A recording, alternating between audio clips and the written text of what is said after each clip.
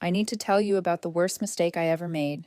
And no, it wasn't the night a truck shattered my body and left me bleeding on wet asphalt. It was falling in love. My name isn't really Emily Carter. That was just the name I wore for 3 years, like a dress I was never supposed to keep. Before that, I belonged to an organization that officially does not exist. For 15 years, I lived in places without names, erased people without records, and survived situations most humans never come back from. We called ourselves Shadow Directive, and if you've ever heard that name, it means we failed.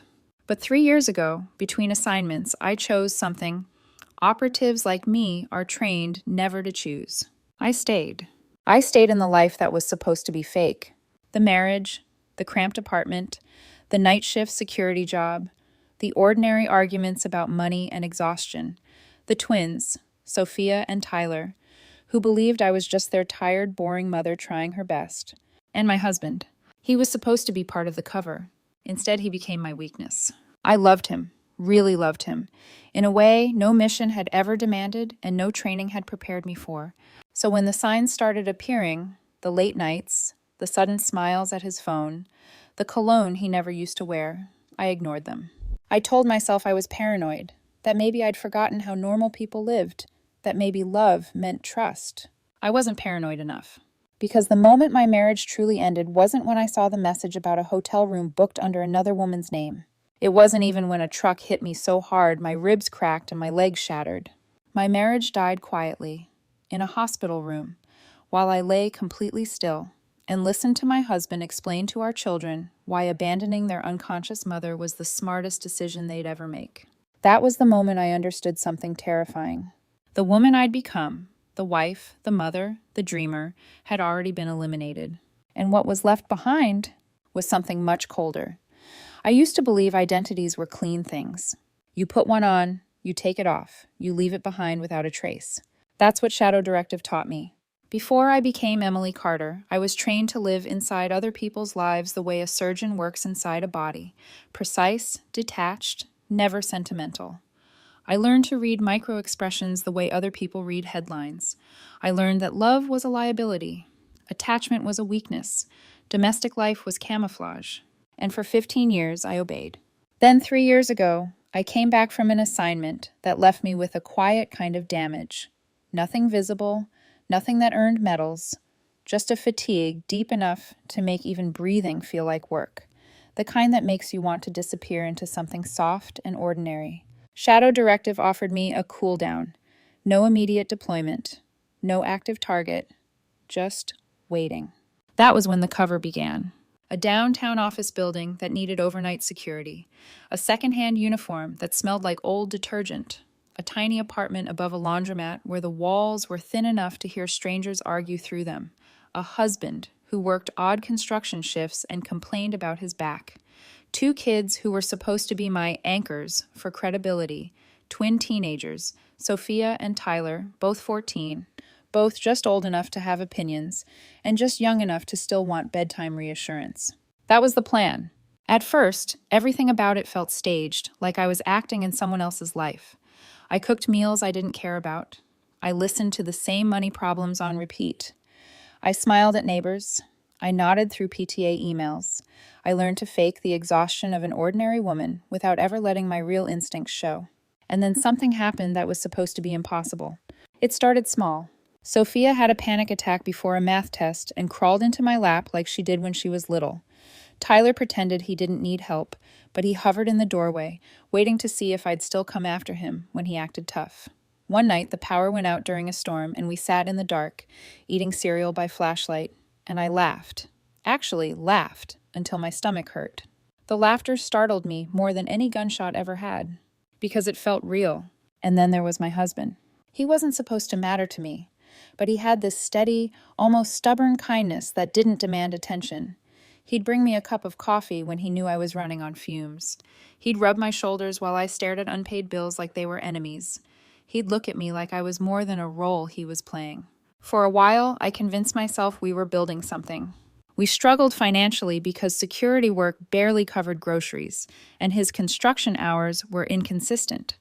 Some months we were choosing between the electric bill and Tyler's school trip. I picked up extra shifts. He grumbled about my night schedule but kissed my forehead before I left. I told myself this was what real life looked like. I even let myself start believing in it. Our home wasn't pretty. The apartment was cramped, the carpets were stained, and the hallway always smelled faintly like fried food from the diner downstairs. But it was ours. And after years of being a ghost, I found myself craving the simplicity of being seen. That's the part that still makes me feel foolish, because loving them made me sloppy. The signs were there, building quietly for months, but I dismissed them like background noise. His new energy, the way he started coming home later but didn't seem tired, the way his phone became something he guarded, screen angled away, notifications silenced, smiling at messages he wouldn't explain. And the worst part? I noticed all of it. My training screamed at me to dig, to verify, to confirm. I'd spent my life spotting deception from a mile away, but I didn't want to. Because once you admit your marriage is a lie, you have to admit the life you sacrificed everything for was never yours to keep. So I did what broken-hearted women do when they're still clinging to hope. I told myself maybe he was planning something for our anniversary. Maybe he was trying to surprise me. Maybe I was just tired. I wasn't tired. I was in denial. The first thing to change wasn't his schedule. It was his attention. For years, my husband had moved through our life with a predictable rhythm. He complained about work. He asked what was for dinner. He sat on the couch with the kids, half listening to their stories, while scrolling through his phone in that absent, harmless way people do when they're home. Then suddenly he was present, but not with us. He started dressing differently. Nothing dramatic. Just cleaner shirts, a better haircut, a new cologne that didn't belong in a household where every dollar was counted twice before being spent. When I asked about it, he laughed and said one of the guys at work recommended it. I clocked the answer, noted the deflection, ignored the alarm it triggered.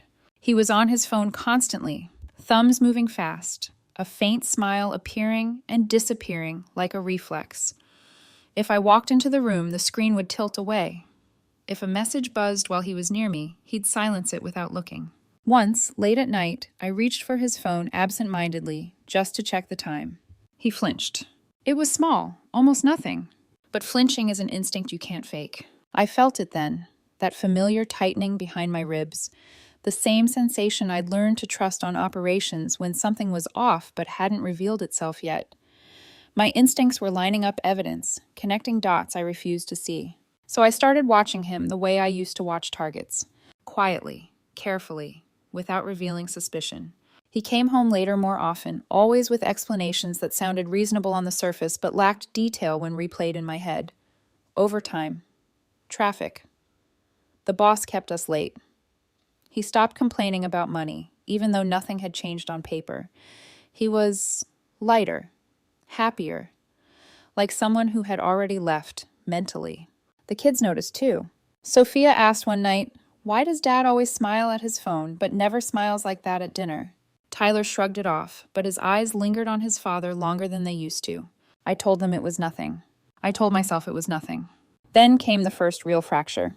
One evening, I was helping Sophia with algebra at the kitchen table, her pencil tapping nervously against the page. Tyler was sprawled on the couch, pretending not to listen. My husband's phone lay face up on the counter, forgotten for once. It buzzed. Just once. The preview lit up the screen long enough for my eyes to catch it. A name I didn't recognize. A message I couldn't unsee. "Can't wait to see you tomorrow. Hotel's booked. Told my wife I'm working late again." The room didn't spin. There was no dramatic gasp, no sob rising in my throat. Instead, something cold and precise settled into my chest. Not heartbreak. Calculation. I memorized the number. Every digit. Every spacing pattern. Years of training kicked in automatically. Cataloging, storing, preparing. Then I did something that would later haunt me. I said nothing. That night, after he took a shower, I lay beside him in bed and let him pull me close. I told him I loved him. He said it back, but the warmth that used to live in his voice was gone, replaced by something rehearsed. As his breathing slowed and sleep claimed him, I stared at the ceiling and made plans. Not violent ones, not vengeful ones. I planned conversations, confrontations, second chances. I told myself I would appeal to his better nature, that people made mistakes, that marriages could be saved. I wanted to believe in redemption. I wanted to believe I hadn't built my entire life on a lie. That belief lasted exactly 3 days. It died in a hospital bed. The rain was coming down hard that morning. Not the soft kind that makes the city feel quiet and forgiving. This was heavy, punishing rain, the kind that soaked through your jacket in seconds and turned headlights into blurred ghosts. I was walking home from a double shift, muscles aching, thoughts still circling the message I hadn't confronted yet. I'd covered for a sick coworker, 12 extra hours. I told myself exhaustion would dull the questions clawing at my mind. It didn't. I remember stepping off the curb near our apartment complex, my mind drifting just enough to be dangerous. 1 second, I was watching the crosswalk signal blink from red to white. The next, the world exploded. I never saw the truck. I felt it. A violent impact slammed into my side, lifting me off the ground like I weighed nothing. Air ripped from my lungs. My body spun, helpless, before crashing onto wet pavement and skidding into a parked car. Pain detonated everywhere at once. Ribs, leg, skull, sharp, blinding, immediate. But I didn't lose consciousness. That's the part that changed everything. Years of training took over automatically. Control your breathing. Stay still. Assess before reacting. Pain doesn't mean panic. Panic gets you killed. So when the sirens arrived and hands lifted me onto a stretcher, I let my body go slack. I let my eyes stay closed. I let them believe I was unconscious. At the hospital, bright lights cut through my eyelids as they wheeled me into a trauma bay. Scissors sliced through my clothes. Cold hands pressed electrodes to my skin. Voices overlapped. Vitals. Fractures. Internal bleeding concerns. Through barely cracked lashes, I watched everything. Then I heard his voice. My husband's. Tight, urgent, not panicked, focused. "Is she going to wake up?" he asked. The doctor's reply was calm, practiced.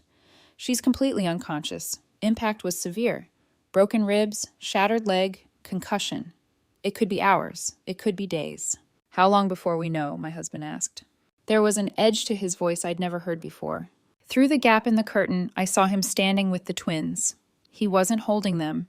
He wasn't comforting them. He was watching the doctor like he was calculating something. Then he turned to Sophia and Tyler.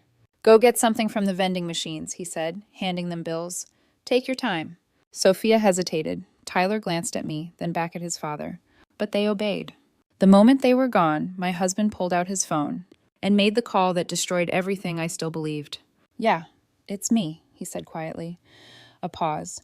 "No, she's unconscious. Doctors don't know when she'll wake up." Another pause. "This is our chance." My blood turned to ice. "We can clean out the apartment tonight. Take everything." I wanted to scream. I couldn't move. I couldn't even flinch. "Yes," he continued, lowering his voice further. "The kids, too. They'll be better off anyway." When the twins came back, his expression shifted instantly, concern sliding into place like a mask he'd worn before. But then he said something that shattered whatever fragile restraint I had left. "Listen carefully," he told them, voice low. "Your mother. She's not the woman we thought she was. She's a broke dreamer, always promising things would get better. But look where we are." Tyler protested weakly. "Dad, Mom's hurt." "She's useless," he snapped. "And now we finally have a chance at a real life." Sophia's eyes filled with tears. "I've been seeing someone," he continued. "A woman who actually has stability, money, a house. She's been helping us for months." "What about Mom?" Sophia whispered. "She made her choices," he said coldly. "Now we're making ours." I watched my daughter cry silently. I watched my son stare at the floor like his world had collapsed. And I understood, in that hospital bed, unable to move, unable to speak. My marriage hadn't ended with betrayal. It ended with abandonment. Shock isn't loud. It doesn't scream or cry or throw things across rooms like people imagine. Shock is quiet, clinical. It sits in your chest like a weight and makes the world feel unreal, as if you're watching your own life through thick glass. That's what it felt like lying there, motionless, listening to my husband rewrite my existence for our children. I didn't rage. I didn't panic. I cataloged every word he said, every pause, every lie disguised as concern. The way his voice softened when he mentioned the other woman. The way it hardened when he talked about me, like I was already gone. My ribs burned with every breath, but I kept my breathing shallow and even. Pain was manageable. What he was doing was not. When visiting hours ended, he gathered the kids and told the nurse he'd be back in the morning. I knew he wouldn't. I knew exactly where they were going. They were going home, to pack up my life. After they left, the room went quiet except for the steady beep of the heart monitor. I stared at the ceiling tiles, tracing cracks I hadn't noticed before. Somewhere in the building, a cart rattled, a door closed. Life continued, indifferent to the fact that mine had just collapsed. Footsteps approached. A nurse stepped in, young, composed, her badge reading Lisa Chen. She checked my monitors, adjusted a drip, then paused. "How long have you been awake?" she asked softly. I opened my eyes. The movement sent a sharp spike of pain through my skull, but I welcomed it. Proof I still existed. "I saw your eyes move earlier," she continued, "during visiting hours." My throat felt like sandpaper. I managed a whisper. "Water." She brought ice chips, watching me carefully as I let them melt against my tongue. "I'm sorry," she said quietly. "I couldn't help overhearing what your husband said." I didn't respond. Instead, I pulled the hospital gown aside, just enough to reveal the tattoo etched into my chest. A skull wrapped in barbed wire, the letters SD beneath it. Her eyes widened. "Army medic," she said slowly, nodding toward her own arm, where a phoenix was inked. 2 tours. "I was something else," I replied. "I was a ghost, until I chose to be a wife." Silence settled between us, heavy, but understanding. "How bad are your injuries, really?" she asked. "Broken ribs, shattered leg, concussion," I said evenly. "Nothing that won't heal." She studied my face. "What are you planning?" I stared at the ceiling again, my reflection fractured in the fluorescent light. "My husband just stole my children," I said, "and everything I own." She waited. "I'm going to take it all back," I continued. "Not violently, not recklessly, completely." Lisa didn't flinch. "What do you need?" "Information, for now." I hesitated, then asked, "Your clearance?" "Secret," she said. "Why?" "Because this hospital is about to get very crowded." I explained as simply as possible about Shadow Directive, about biometric databases most people didn't know existed, about how my blood work and fingerprints would trigger alerts buried beneath layers of bureaucracy. Within an hour, Lisa returned, pale. "2 federal agents are on their way," she said. "Something about your identity being flagged." "Right on schedule," I murmured. When the agents arrived, they introduced themselves carefully. One older woman, steel gray hair, eyes sharp with calculation. A younger man beside her, still carrying the stiffness of someone new to the job. "Ms. Carter," the woman said, "or would you prefer your real name?" "Emily is fine," I replied. She offered extraction, new identity, disappearance. I refused.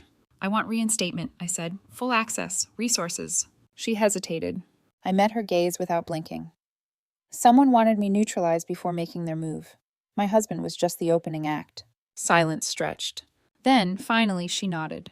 As the agreement settled into place, one thought echoed through my mind, steady and merciless. The woman I was had died in that hospital bed. What remained would not forgive. Once the machinery started moving, it didn't slow down. It never does. Within hours of my reinstatement, the hospital room stopped feeling like a place of recovery and started feeling like a temporary command post. Phones were swapped. Secure lines were installed. Lisa became my quiet anchor, passing information, redirecting staff, making sure no one asked the wrong questions too loudly. And through all of it, I lay there, broken and still, watching my old life collapse in real time. The first report came just before dawn. My husband had emptied our joint account. All of it. Every carefully rationed dollar we'd argued over. Every small saving meant for emergencies. He took the cash, the documents, my laptop, even the dog, Max, who slept at the foot of our bed every night like a loyal sentry. The twins were enrolled in new schools, starting Monday. I stared at the ceiling as the words settled into me, each one landing like a measured blow. He wasn't hesitating. He wasn't afraid. He was erasing me. The agents, now my handlers again, gave me a name for what I was experiencing. Asset destabilization. When a target moves quickly to secure their new position, it means they believe the threat is neutralized. They thought I was finished. I asked where my family was. The answer came with an address. A quiet neighborhood, suburban, manicured lawns and wide driveways. The kind of place my husband used to point at and say, "One day." Now he'd arrived there without me. With her, the woman he'd chosen. From my bed, I watched the live feed come online. Exterior cameras first, then interior audio, as technicians patched into the house's network. It took minutes to hear their voices. My husband sounded tense. "We can't keep spending like this," he said. "Where's it all coming from?" A woman's voice answered, calm, indulgent, practiced. "Stop asking questions. Enjoy it." I didn't recognize her voice, but I recognized the dynamic instantly. Control disguised as reassurance. Pressure masked as affection. They argued quietly, the way people do when they don't realize they're already being watched. About money, about timing, about how long I was supposed to stay unconscious. And then came the part that cracked something open inside me. "What if she wakes up?" my husband asked. "She won't," the woman replied without hesitation. "The people I work with don't leave loose ends." I closed my eyes. Not because I couldn't watch anymore, but because I needed to remember exactly what that felt like. The escalation wasn't just external, it was internal. I stopped thinking like a wife. I stopped thinking like a mother. I started thinking like what Shadow Directive had trained me to be, a woman who dismantled problems piece by piece. We applied pressure carefully. Quiet audits flagged irregular income. Anonymous tips found their way to the right offices. Creditors who believed debts were settled began asking questions again. Deliveries arrived at the house. Expensive, unnecessary, each one accompanied by a cryptic note thanking them for services rendered. Paranoia bloomed exactly where I wanted it to. At the same time, I became a ghost in my own children's lives. I watched them through cameras they didn't know existed. Sophia sat on her new bed, hugging a pillow she'd taken from our apartment. Tyler stopped speaking as much. He watched doors, windows, the street. They weren't happy. They were unsettled. And my husband noticed. "They're asking about her," he told the woman one night. "They want to know when we're visiting the hospital." "Tell them she's still unconscious," she said. 3 weeks, maybe more. "And if she wakes up?" The pause was brief. "Then we adjust." That was when I understood something fundamental. This wasn't just betrayal. It was orchestration. Someone had planned this. Someone had paid for it. And my husband, the man I had loved, wasn't the mastermind. He was the accessory. The agents dug deeper. The woman's name surfaced, her financial history, the debts that had vanished 6 months earlier, the offshore account that shouldn't exist, the timing that aligned too perfectly with my identity, pinging federal systems days before my accident. Someone had been watching me, waiting, using my marriage as leverage. And my husband? He'd taken the bait because greed is easier than loyalty. The final piece came late one night when surveillance caught a visitor arriving at the house, a man in his 40s, face carefully neutral, driving a vehicle with diplomatic plates. My husband looked shaken after the meeting. The woman looked relieved. That combination told me everything. Fear and reassurance rarely arrive separately unless there's someone pulling strings. I gave my handlers one instruction. "Turn the pressure up," I said. "But don't let them break yet." I wanted fractures, arguments, doubt. I wanted them turning on each other long before they realized who was coming for them. Because when people are desperate, they make mistakes. And mistakes are how wars are won. As the city outside my hospital window slipped into darkness, I felt the last remnants of my old self finally give way. The woman who believed love could soften the edges of who she was gone. In her place stood someone colder, clearer. Someone who understood that family can betray you just as efficiently as enemies. And that realization? That was the real escalation. The lowest point doesn't arrive with drama. It arrives quietly when there's nothing left to distract you. Mine came at 3:17 in the morning, when the hospital floor had gone still, and the city outside my window looked like a scatter of distant lights that didn't care whether I was alive or dead. The painkillers had worn off just enough for my body to remind me how broken it was. Every breath scraped against my ribs. My leg throbbed in a slow, relentless rhythm, but the physical pain was manageable. The other kind wasn't. On the monitor beside my bed, the live feed from the house flickered softly.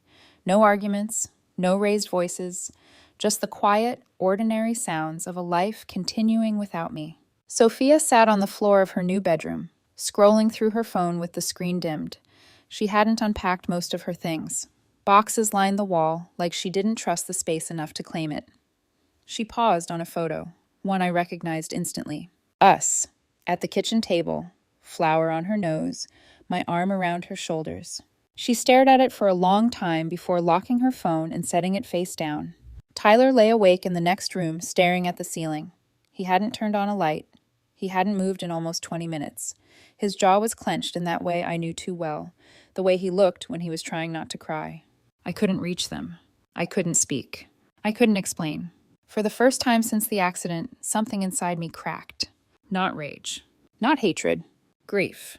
I had trained my entire adult life to accept loss as part of the mission. Colleagues disappeared, civilians died, identities were burned. You learned to compartmentalize or you didn't survive. But this was different. This wasn't a mission gone wrong. This was my children choosing to walk away from me because the people they trusted most told them I wasn't worth staying for. And the worst part? They hadn't fought it. They hadn't run back to the hospital screaming. They'd gone quietly, like people who believed the story they'd been told. I turned away from the screen and stared at the ceiling again, my vision blurring. For the first time since I'd woken up, I asked myself a question I'd been avoiding. What if I've already lost? What if no amount of exposure, no perfectly executed plan, no justice delivered at the right moment could undo the damage already done?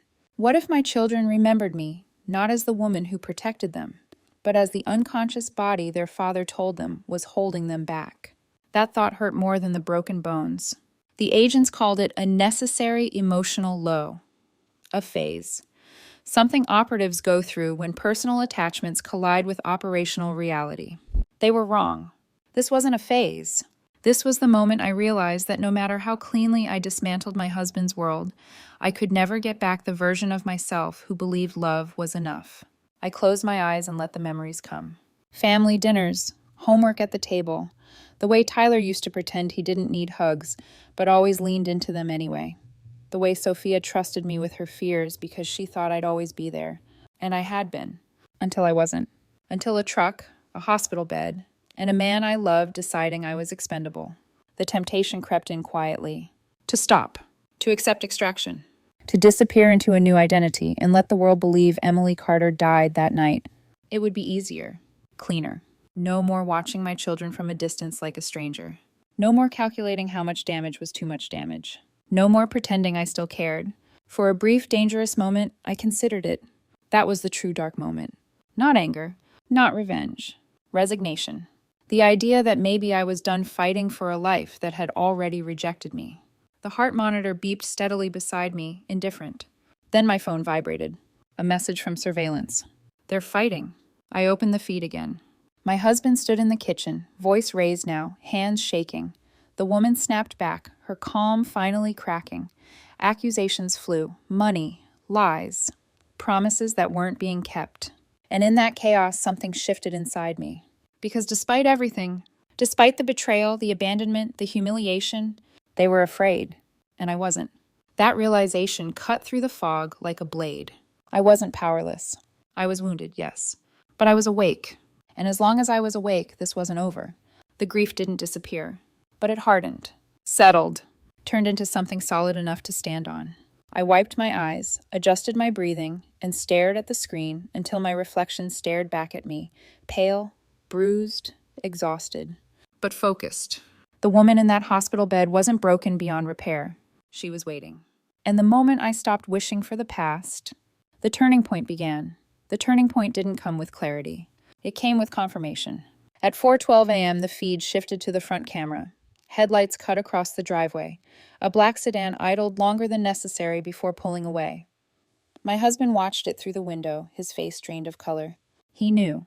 Whatever he'd agreed to, whatever he'd told himself was temporary, harmless, manageable, had outgrown him.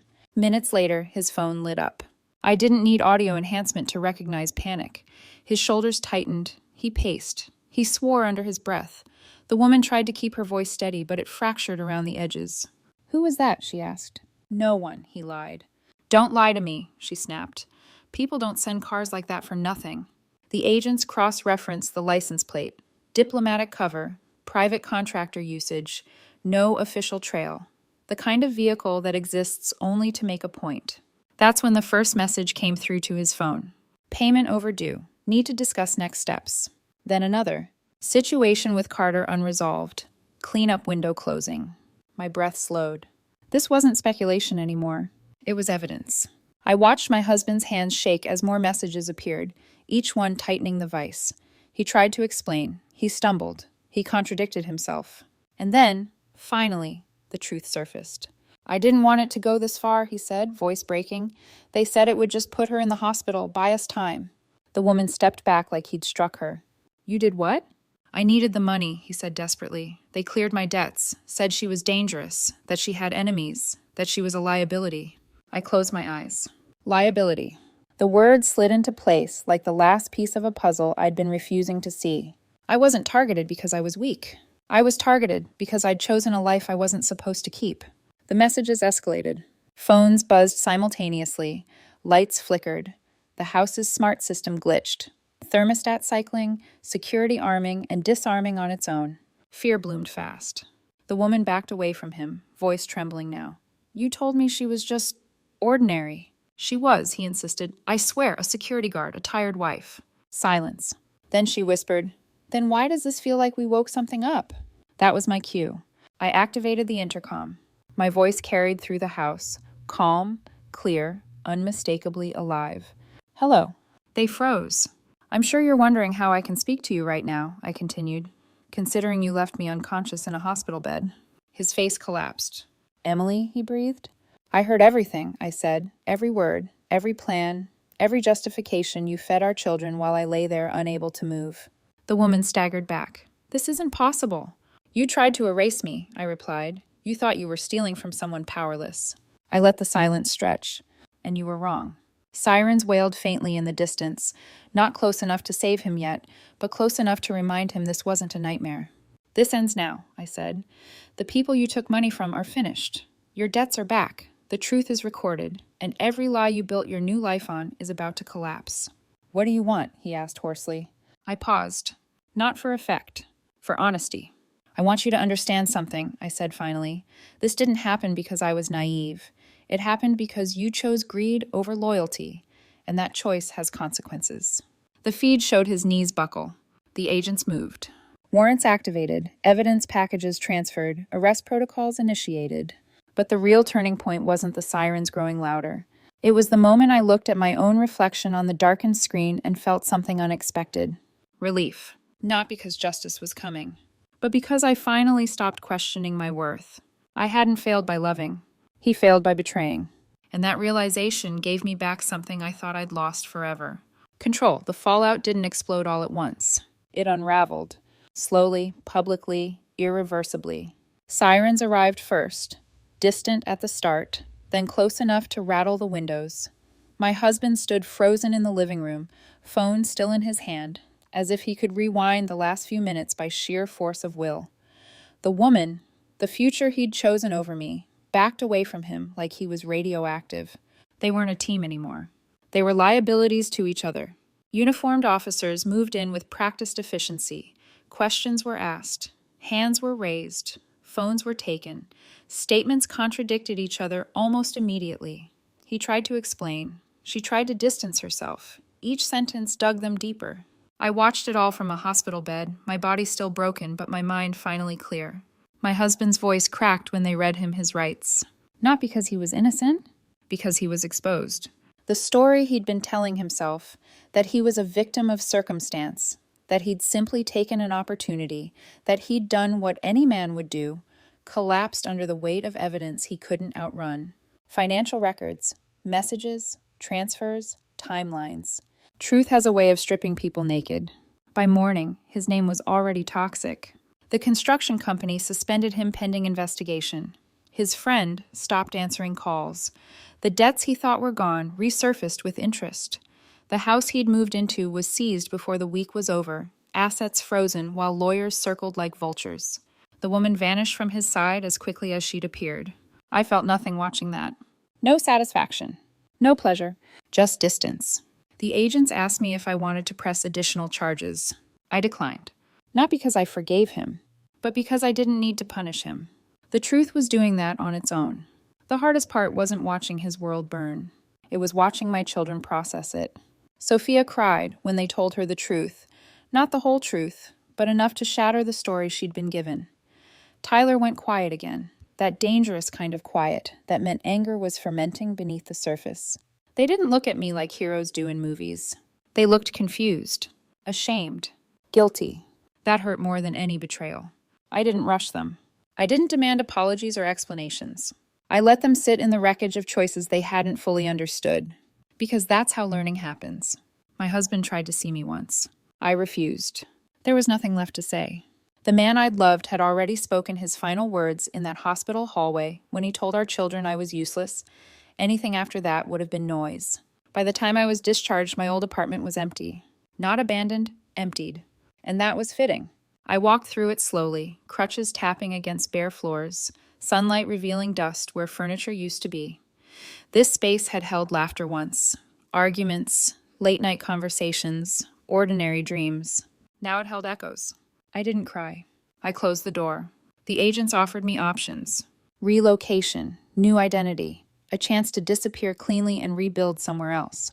They also offered me the truth about what came next for my husband. Federal charges, prison. Years measured not in calendars, but in regrets. I didn't ask for details. I already knew how that story ended. The last thing I did was write a letter to my children. Not to accuse, not to guilt, just to explain, carefully, honestly, who I was, who I'd tried to be, and why some betrayals change people forever. I told them I loved them. I told them that love doesn't disappear just because trust does. And I told them something I wish someone had told me earlier in life. That comfort bought with betrayal always comes at a higher price later. When I sealed the envelope, my hands were steady. I wasn't angry anymore. I wasn't vengeful. I was done. And that, I realized, was the most devastating outcome of all.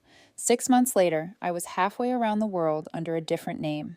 Different city, different language, different sky. The work was familiar. Surveillance, extraction, quiet movement through places that don't exist on maps. It required precision, discipline, and emotional distance. All the things I was good at before I ever believed I could be anything else. I didn't think about my husband anymore. Not because I'd forgiven him, but because he no longer occupied any space in my future. Sometimes, though, my children appeared in my dreams, not as they were at 14, confused and pulled between loyalties, but younger, laughing, safe, unaware of how fragile adult promises can be. I let those dreams pass without chasing them. That was the hardest lesson of all. Not every loss can be fixed. Not every bond survives betrayal, and not every ending deserves a rewrite. For a long time, I thought my mistake was loving the wrong man. I was wrong. My mistake was believing love could exist without truth. I used to think strength meant endurance, staying, forgiving, sacrificing yourself quietly so others could feel secure. I thought walking away meant failure. Now I know better. Strength is knowing when something has died, and refusing to keep living inside its shadow.